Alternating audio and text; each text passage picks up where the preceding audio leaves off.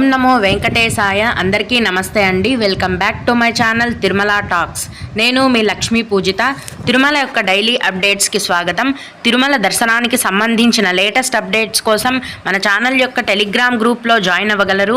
వాటి యొక్క లింక్ అనేది ఈ వీడియో కింద డిస్క్రిప్షన్లో మరియు కామెంట్ సెక్షన్లో ఇవ్వటం జరిగింది.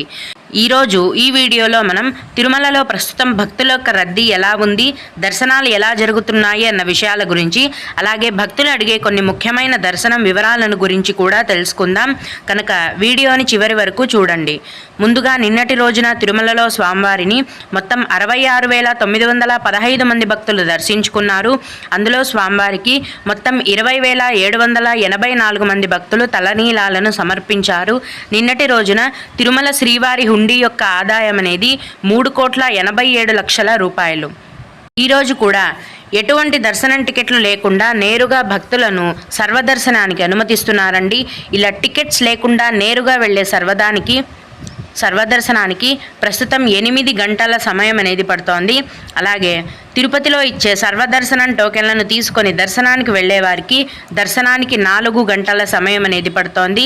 300 రూపాయల దర్శనం వారికి మరియు 500 రూపాయల దర్శనం వారికి దర్శనానికి 3 గంటల సమయం అనేది పడుతోంది.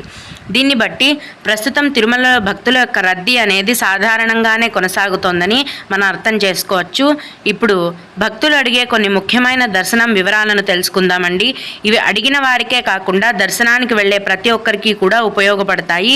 కనుక వీడియోని చివరి వరకు చూడండి. ముందుగా ఒక భక్తుడు, మాకు రూమ్స్ కావాలండి, మే నెలకు ఆన్లైన్లో చూస్తే ఫుల్ అయిపోయాయి, ఆల్రెడీ 300 రూపాయల దర్శనం టికెట్లను బుక్ చేసుకున్నాము అని అడిగారండి. తిరుమల కొండపైన ప్రతిరోజు సిఆర్ఓ ఆఫీస్లో ఉదయం 4 గంటల నుంచి రూమ్స్ అనేవి కేటాయిస్తారు. ఈ రూమ్స్ని పొందాలంటే కూడా మీ యొక్క ఆధార్ కార్డు అనేది ఖచ్చితంగా ఉండాలండి. ఉదయం 4 గంటల నుంచి కొండపైన సిఆర్ఓ ఆఫీస్లో రూమ్స్ని కేటాయించడం మొదలు పెట్టగానే భక్తుల యొక్క రద్దీని బట్టి మధ్యాహ్నం లోపే రూమ్స్ అనేవి ఫుల్ అయిపోతాయి. అలాగే ఎలక్షన్ కోడ్ వచ్చాక రికమెండేషన్ లెటర్స్ శనివారం రోజున యాక్సెప్ట్ చేస్తారా అని అడిగారండి. ఎలక్షన్ కోడ్ అనేది వచ్చిన తర్వాత శనివారమే కాదండి, అసలు రికమెండేషన్ లెటర్స్ అనేవి యాక్సెప్ట్ చేయరు. ఎలక్షన్ కోడ్ వచ్చిన తర్వాత ఎటువంటి రికమెండేషన్ లెటర్స్ని కూడా టీటీడీ వారు స్వీకరించరు. భక్తులు ఈ విషయాన్ని గమనించాలి.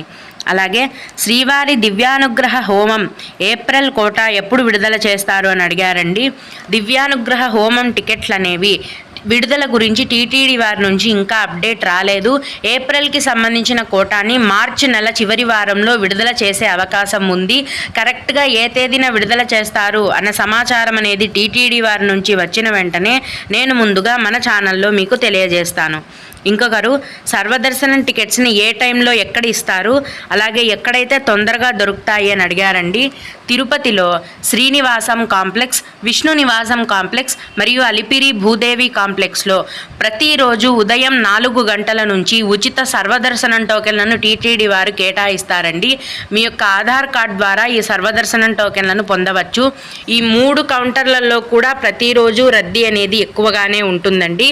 ఉదయం 4 గంటల నుంచి సర్వదర్శనం టోకెన్లను కేటాయించడం మొదలు పెట్టగానే భక్తుల యొక్క రద్దీని బట్టి 2 లేదా 3 గంటల లోపే ఈ దర్శనం టికెట్లు అనేవి ఫుల్ అయిపోతాయి.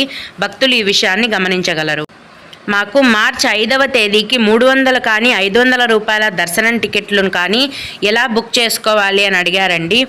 300 రూపాయల దర్శనం టికెట్లు మరియు 500 రూపాయల దర్శనం టికెట్లు కేవలం ఆన్లైన్లో మాత్రమే విడుదల చేస్తారండి, ఇంకెక్కడా కూడా ఇవ్వరు.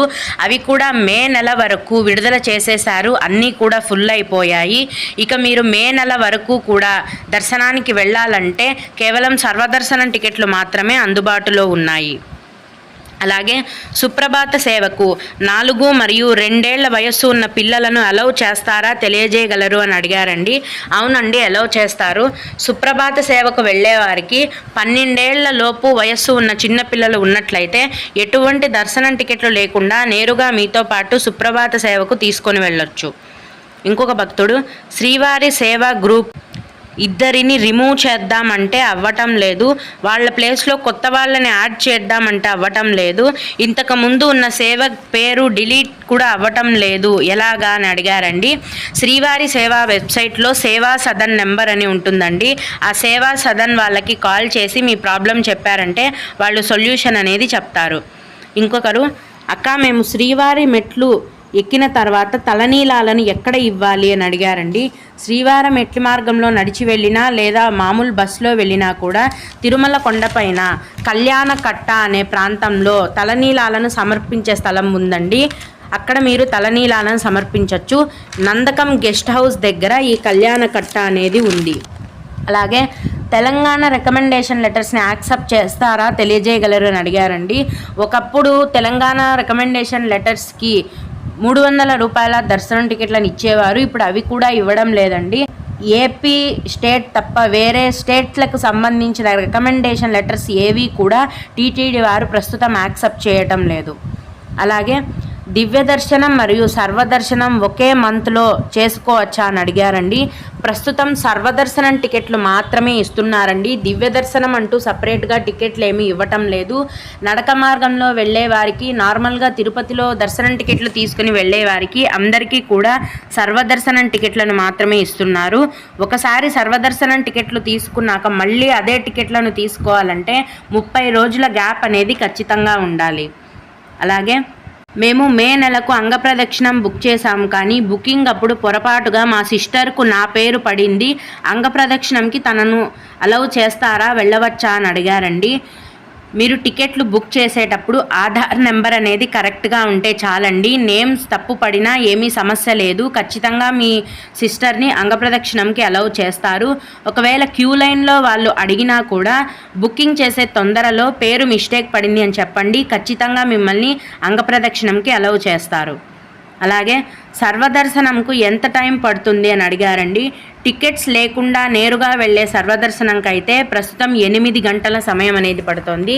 తిరుపతిలో ఇచ్చే సర్వదర్శనం టోకెన్లు తీసుకొని వెళ్ళే దర్శనం అయితే దర్శనానికి 4 గంటల సమయం అనేది పడుతోంది.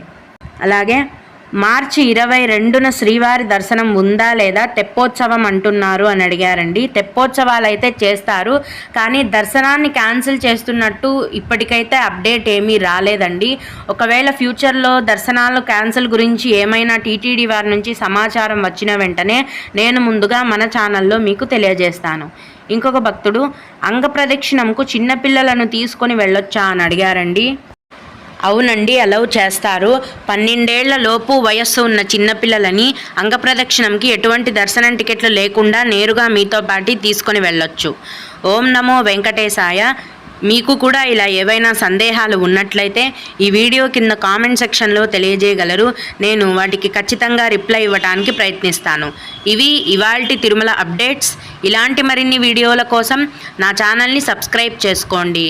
ఓం నమో వెంకటేశాయ.